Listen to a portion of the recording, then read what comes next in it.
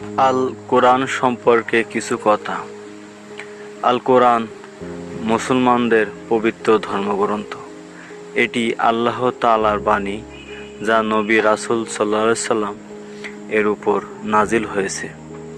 কোরআন শরীফ আরবি ভাষায় অবতীর্ণ হয়েছে। এতে মানুষের জীবন পরিচালনার জন্য পূর্ণ নির্দেশনা রয়েছে। আল কোরআনে মোট 114টি সূরা আছে। এটি মানবজাতির জন্য হিদায়াত। কোরআন তেলাওয়াত করলে সওয়াব পাওয়া যায়। এতে নৈতিকতা, ইবাদত ও সমাজ ব্যবস্থার শিক্ষা দেয়া হয়েছে। মুসলমানরা কোরআনকে আল্লাহর শেষ কিতাব হিসাবে বিশ্বাস করে। কোরআনের শিক্ষা অনুযায়ী জীবন পরিচালনা করলে শান্তি ও সফলতা পাওয়া যায়।